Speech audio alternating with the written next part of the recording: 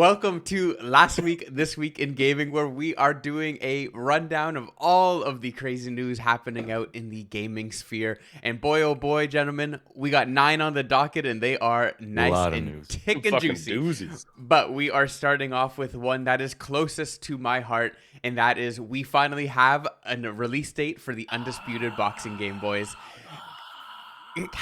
Sound of the crowd going wild. that was a beautiful cry. Thank you. all right, let's go back. All right, guys. So the Undisputed boxing game is finally coming to PlayStation 5, Xbox Series S and X, and PC on October the 11th. It has been in early access now for, I think, just about a year, roughly around, give or take, let's say a year. I do own a copy of the game because I do want to support Steel City Interactive, and this is actually the very first boxing game that's come out since the last Fight Night Champions, which is in 2010. So damn, yeah, man, it's been a minute since we've had a boxing game, and they have finally announced it's coming to, again, the actual consoles, the full release of the game, and I cannot be more exciting. We got Canelo Alvarez is going to be on the standard edition of the game, with Tyson Fury being on the deluxe. And gentlemen, I'm just excited. We finally got the sweet science. It's coming back. So, any questions, comments, concerns from the lads? The only thing that comes to mind right now is this. Or when I first heard about this and I saw that like guys like Eddie Hall were going to be in it as kind of like novelty boxers, it just reminded me that Eddie Hall is doing a 2-on-1 fight in like a week, and he, according to his Instagram and like the video he posted, he broke the world record for strongest punch. Wow! Damn! Yeah, like absolutely shattered it. Like the old record was something like. For you. And the fact that he's like a 400-pound monster. Yeah, it was something like the old record was 1,600 units or whatever measurement they used, pounds and he hit per inch or whatever. Yeah, I mean he hit 1,900. Like it was a smash. So you guys remember it's Instagram? So I don't know. I don't believe the Dragon Ball Z fighting championships, buddy, like on the TV show where they're punching that bag to see whether or not they register for the fight. Yeah, that's Eddie Hall is hitting like Goku numbers. That's the thing. That's like one of my favorite parts of that entire show. When they're just like tapping it and they're crushing the records, and then Vegeta's like, "Fuck this," and just punches it as hard as he can. The machine, just shreds it. Sets you on 2 episodes of fillers because he broke the machine in the place. Such a dick, Vegeta. We didn't want 2 filler episodes. We just wanted you to fight people. Oh man, yeah, that's hard sidebar, but yeah, I'm really excited for you, Mike. Thanks, dude. Undisputed, it's gonna be a good time. Let's go, boys. Any of our boxing fans out there, please tune in, jump in, and stay tuned, as I will definitely be giving a proper review of Undisputed when it goes live. This game is gonna be so much better than Street Fighter. Everybody, any game's better than Street Fighter. That's maybe a hot take. Street Fighter's trash. All right, guys. Next up, Ubisoft is back in the news, and this time, gentlemen, they have finally answered our prayers and given us what we want. And Hard Studio coming 20 years. Assassin's Creed is finally going to Japan. So Assassin's Creed Shadows has been announced and is set to launch on November 15th.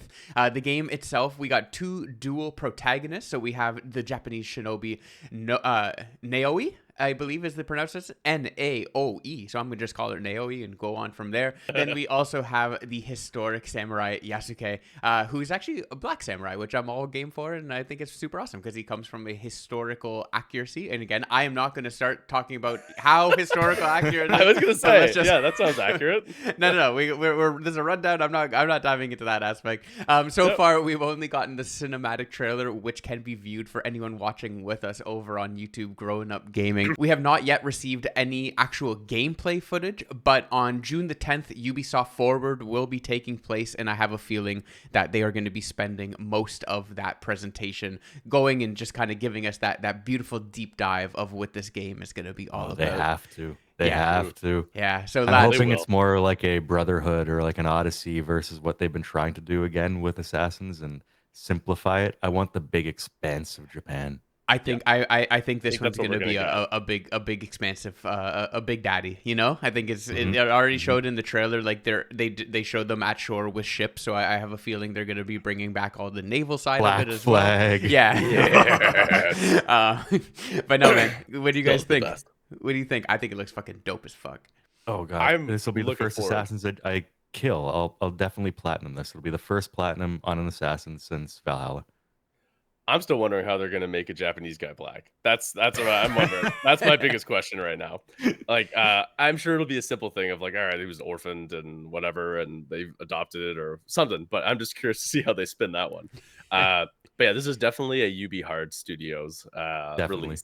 I'm so ready. Yeah. And especially because I want another Ghost of Tsushima so badly, and I have not gotten it yet. So this is gonna like feed the fires and like maybe like make me stop scratching a little bit. Yeah. Yeah. Still It's not one of going those to pre-order. one of those genres. Yeah, on my side, I'm definitely not going to pre-order just because Ubisoft. But if there is always Ubisoft, I will not be pre-ordering anything. Exactly. But if good, I like 1,000%. Like I don't even think I'll wait for this one to go on sale. Like I think Ubisoft, if they do create a truly great game, should be rewarded with my casholas first and foremost because it looks cool, and I'm very excited for more assassins, more samurai, and. Let's get going, boys. Speaking of assassins and samurai, former Bandai Namco worker has been arrested for suspected embezzlement. All right, boys. So suspected. That definitely means he did it. They just have to wait for the trial. Absolutely. Yeah, it's just going through trial. Yep. So ex-employee at Bandai Namco is set to have sold over 4,000 company-owned smartphones worth about $2.57 million that he has. What fucking smartphones are they selling? Bad. For that, like iPhones, Androids, the whole thing. So his former role at Bandai Namco, so he was in charge of procurement, distribution, and management of mobile devices, and he was just stealing those shits and selling them at the back door. So again, 4,000 smartphones reported to be gone between 2015 and 2022. So over many years, and then the company finally realized there's a shit ton of discrepancies in their inventory, and this guy's cars seem to be getting a lot better. No, I'm joking. That wasn't part of the story. So over the course of 7 years, this guy stole $2.5 million. That's not a big deal to me. Like, fuck it. Like, I can see how this would happen. Maybe he wasn't getting his Christmas bonus, or maybe it wasn't. Maybe they promised him, 300,000. He only got like 50. He's like, it's not my fault the company's shit, or that we went through COVID and people weren't buying shit and there was production issues. Man needed to support his family. And like, also it's also very illegal, like, Eric. So, but 4,000 phones. Like 4,000. That means like that's not. You're like, I'm walking up to you, Mike, and be like, hey, I'm taking this. That means those are the retired phones that he was probably supposed to like sell or give back to the prior company. Otherwise, people are gonna notice when 4,000 phones get stolen. Those were probably just going to some warehouse or some bullshit, and he's probably like, yo, fuck this. I'm gonna sell these. Well, now he's going to jail, gentlemen. Now he's going to jail. He got all right. Something else happened, Maybe he stopped paying the higher ups or something like that. What do you mean something else happens? What's wrong with both of you? He literally stole phones and sold them, and now he's made $2 million. Okay, it's not his money. It's not his phones. Whatever. I don't know. When the banks are stealing billions, a Japanese tech employee who wants to make $2.5 million. PC Toad is coming in. You guys are wrong. Let's move along. All right. So, Square Enix, I should say, is embarking on a more aggressive multi-platform strategy as profits drop by over 70%. Thank you, Sony. You fucked things up. So as we all know, Square Enix and Sony have been in bed together, and they've been releasing Final Fantasy exclusively on the platform. They've been in a situationship for decades. As a situationship. I know they've been BFFs forever, and now Square Enix is just like, nah. Basically what ended up happening, so obviously the newest Final Fantasy game is PlayStation exclusive. However, sales were not what Square Enix hoped for, and which led to a pretty significant decrease in profits. Honestly, a fantastic article over on GameIndustry.biz. I will post in the links below, but I'll also throw a QR code on the screen right now for anyone who wants to read through the article. But basically, with the huge drop in profits, one of the big shifts that the Square Enix is taking is to be releasing their IPs across greater systems. So your your Xboxes, your Switches, and everything along those lines. So Sony. Again, I think the day of exclusivity is just getting harder and harder because shit's got to sell because everyone needs that KMs. There are some IPs that'll never go, but something like Square Enix, where they have their own products, they have their own. I mean, they've never been tied to Sony per se. They started with Nintendo, is who they originally were dropping with, Squaresoft and Enix. So That's not surprising. But there are going to be a lot of IPs that stay within their platform for sure. Yeah. Dips. And like you got to think too, just we've talked about this at length, right? At basically how shit Xbox is right now. And like for games. Whew. Now think about you just like, all right, you know what? FF7, 1 and like the original remake and now Rebirth, both of them are on Xbox now. That's like printing money. Like Oh yeah. just like every single person that's just starved for games on Xbox. Like it'd be amazing. Like they'd make so much money so fast. Yeah, exactly. 100%. Yeah. Yeah. Boys, I can parlay into 2 different news articles, so I'll let you guys pick. Choose your own adventure. Do we want to go Capcom? Or we want to go Microsoft? Speaking of, let's go Microsoft then. All right, then let's roll into Microsoft. Yeah, that's where I was going. Right. Parlaying into Microsoft, gentlemen. They are in some hot water in terms of the love of the video game industry. And again, I agree with you, Brandon. This is not surprise at this point. Unfortunately, seems to be more of a common Microsoft L than common Microsoft wins. But they have announced last week that they will be closing down 3 big studios. I believe 4, but one of the 4th studio, they actually moved the employees to be working on a different game, so didn't let them go.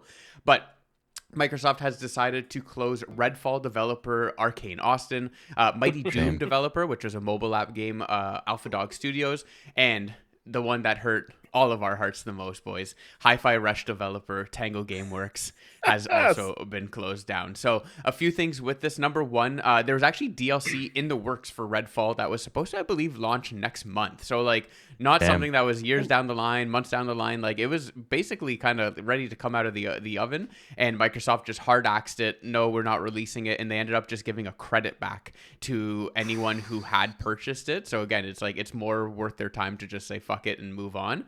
And I think the part for me that really hurt is like, okay, yes, we're likely not going to see a Hi-Fi Rush 2. If we do, obviously not made by Tango Gameworks. Or a Lo-Fi Rush. No Lo-Fi Rush. Actually, I would have played that one. That could still potentially happen. Lo-Fi Girl, I have faith in you. Yeah. But honestly, more importantly is no Evil Within 3. Shin Megami Tensei has been, he's no longer associated with the platform and anything else.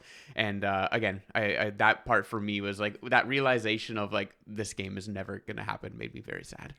Which if you haven't heard on previous episodes, we've talked about like Evil Within 2, I think is probably the most underrated, incredible survival horror game I've ever played. Never hear anybody talk about it, and it is one of the best ones I have ever experienced. Yeah. And it's, oh man. And that's 2, not 1. 1 was okay. 2 is incredible. We had spoken about that before. I'll go and post a link above. Beautiful. There you go. But speaking of teams and games and companies that aren't doing shit, Capcom, boys, reports record profits 7 years running. The old nuts. Yeah, the old Capcom-a-roonies. So they attribute most of this to Street Fighter 6, which is the publisher's biggest seller of the year with 3.3 million totally not units. Shit. And your words. And then we also had Dragon's Dogma 2 coming up in the rear. 2.6 million units sold for Dragon's Dogma. So both of those helped Capcom increase net income 18%, gentlemen, and net sales by 21%. I was reading recently that since Dragon's Dogma 2 success, Dragon's Dogma as an IP is becoming one of Capcom's most valuable assets, and I think they're going to continue this franchise, and probably more readily than they did between 1 and 2. Like it was almost 15 or so years between the first and second. We'll probably see a Dragon's Dogma 3 within the next 8 to 10 years. Because they do understand the value this has. I would probably fast track the third. I don't think it would be another 8 to 10. I think with the success of this one, this is probably a development that goes into a game like this. Yeah, but now that they got the bones in structure. Like since obviously the first one was created on a different generation, but now they, with everything with the actual. With the actual engine kind of ready, up and running, rocking and rolling, and everything, the assets are all kind of created, and now it's just about creating more and revamping the ones there. I could see a third one being announced within like 2 to 3 years, hopefully. Yeah, here's hoping for both of you guys. Well, and something tells me too that after the first one like kind of took off and it's called classic-y stage and it got its audience, that they probably just had like two, like I don't know the specifics, but in my mind, without industry knowledge. They have like your 2, 3, 4 guys that literally just show up every day and they're like, yeah, we're just working on Dragon's Dogma 2. They have no expectation date. Like could have been a small team, just kind of a backside project. And then when it was done, it was done. Like nobody really like it's just a low risk, low expectation type of thing. But then it came out swinging, man. It's getting some huge numbers, got a lot of attention. So yeah, I 100% agree that this one might now get a bigger team, like a more dedicated focus to polish it up and just release a perfect 3 in like under 4 years. They don't EA it. Yeah. Well, Capcom, knock on wood, has managed to keep itself like the brand is true. Like Capcom is just so like game after game, franchise after franchise of just excellent quality games. And when you really look at their stable, it's pretty staggering at how many long-lasting, good-standing franchises they've had. Yeah. And I'm sure there would be comments or something that would point out some obvious ones that stand out, but I can't really think of any major flops or any major just fuck-ups by Capcom. For 40 years, they've been if it ain't broke, don't fix it kind of mentality, right? Exactly. And even like Dragon's Dogma 2, where they're like, oh, let's make a Western RPG. And then it blows up. They still do that better. I'm sure we can find many examples of Capcom fucking up. But on a more recent...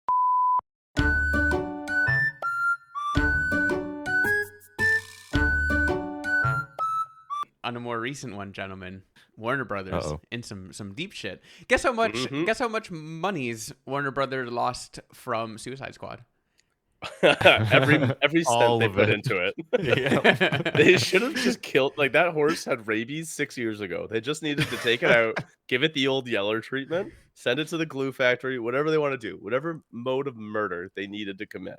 That game should have never come out. Live service games, man. Just like if they hit, they hit. If they don't, it's brutal. So basically, during the Q1 earnings report for Warner Brothers, they basically came out saying that they took a $200 million hit because of Suicide Someone's Squad. Getting fired. Yeah, so CFO Gunnar, his name is actually Gunnar. It's like a pretty cool name. I'm pretty sure he's German. Basically, Warner Brothers as a whole hit a $400 million year-over-year decline during Q1. A big part of it, obviously, Suicide Squad playing number one. The other part is that last year they saw a ton of success in Q1 because of Hogwarts Legacy. So again, if I can do some basic math, so good. Yeah, creating a the game as a service and creating a game that people actually want to play gives you better results. So a tough day at the office for Warner Brothers, and yeah. But honestly, that's there's some pigheaded like stubbornness on them. Like we have two extremes here. Like Xbox obviously acts like Arcane Studios and all these other studios, which they had some successful franchises in there. I don't understand the logic. Then on the flip side, Warner Brothers, they released the Kill the Justice League like trailers, they do some promos for it, and the entire internet is like, are you fucking kidding me? There's a battle pass. This thing looks like shit. Like nobody liked it. That's the kind of the point where you're like, all right, we either need to like completely floor this plan and make it a single player story based, like just get away from the live service thing completely, because the community was already against it, and you need a community to build a community game. It's one of the reasons why Helldivers 2 is absolutely fucking murdering things right now, because the people love it. The community is amazing. And the actual creators and developers are interacting with people. Like they're on Reddit every day, like responding to people, taking their comments, creating lore, and like, oh yeah, this I don't know. Warner Brothers getting Warner Bros to do something like that, right? Exactly. Warner Brothers. I think that somebody should have warned that brother. You know that they needed to pull out. There you go. Yeah. Well, gentlemen, a perfect parlay into our second last news article of the day. But boys, democracy wins once again. Helldivers 2. Okay, this is actually, honestly, I was truthfully, like, mine was blown. Like, I reread the title and the article like a couple times because I was just like, there's no way. Helldivers 2 is officially the fastest selling game in PlayStation history. So it has sold 12 million copies in 12 weeks, which is absolutely crazy. Wow. Basically, it has overtaken God of War Ragnarok, which was the previous record holder with 11 million copies in 10 weeks. But again, it's just absolutely crazy. Arrowhead Studios CEO Johan, he actually celebrated the news on Twitter by talking about it's so the studio Arrowhead it's in Sweden, and basically his tweet was like, "A, thank you all, but B, there's more people who have purchased and are playing Helldivers than there are in Sweden. Like more like people in Sweden in general." That's amazing. which is fucking awesome. So again, the congratulations to that team. Congratulations to Sony, even though like Brandon alluded, they almost fucked it up. Brandon, I'll leave that to you to dive into. But Helldivers, man, the fastest selling PlayStation game of all time. Yeah, but bear in mind though, this game is half price, just about $40. Yeah, right. It's $49. 49 bucks, and in those 12 weeks that it's been out, it's been on sale at least once on the PSN store. So there are financial reasons for that as well. Doesn't undercut the acclaim that it should be getting. 12 million copies in 12 weeks. That's nuts. Hitting that kind of record is incredible, especially with all the great games we've had over the last 3-4 years. But still, it's probably the cheapest game that would have ever gotten that kind of acclaim. Yeah, it like is the absolute pinnacle of what you could want for entertainment per hours per dollar. Like our algorithm of like movie prices for 2 hours of entertainment versus gaming, blah blah blah blah. This one, I have multiple coworkers that have sunk over 200 hours into this game in the past. Yeah, because like, hey, you know what? You don't have kids, you don't have that much going on. Your spare time, it's easy to just like pick up a round and just be like, all right, I'm gonna do one round, and then you get your like your daily missions that you're supposed to do. Is like, okay, like, you know what? I am gonna go murder 200 bugs with a machine gun and get 15 medals that I can put towards the new war bond. And that's the other thing, man, that this game also did perfectly right. They do have premium so war bombs is basically like how you unlock equipment. It's basically like a new, like for new gear, like emoji or emotes and like customizations for visuals, armor, guns, all that shit.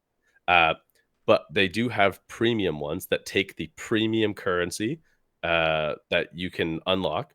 But the thing is, you can get premium currency, the super credits, in missions. Like when you're playing missions, you find them. You accumulate them in the the way to do it.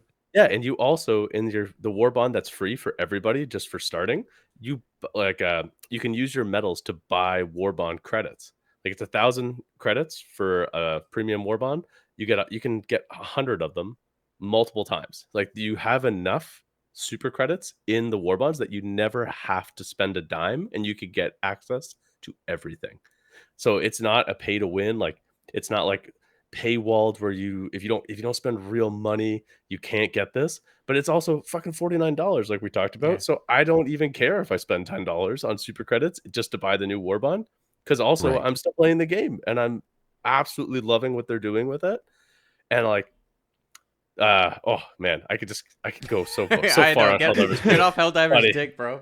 Yeah, buddy. That's the right way to do those. Give me the democracy D, buddy. Fill me up to the right brim. Way to do these cash-based systems. Like if you're gonna have DLC and stuff, things that you can pay for, the kind of pay-to-win mentality. If you're gonna have a cash shop in your game, allow the people that are committing time to that game, to that server, to that economy, allow those people to not have to spend hard-earned cash dollars to get those same items. If they're going to play for them, that's it. Like that's how you get a user base to want to keep coming back to that game. They don't want to drop a dime on this game, but they'll give you 20 hours a week, right?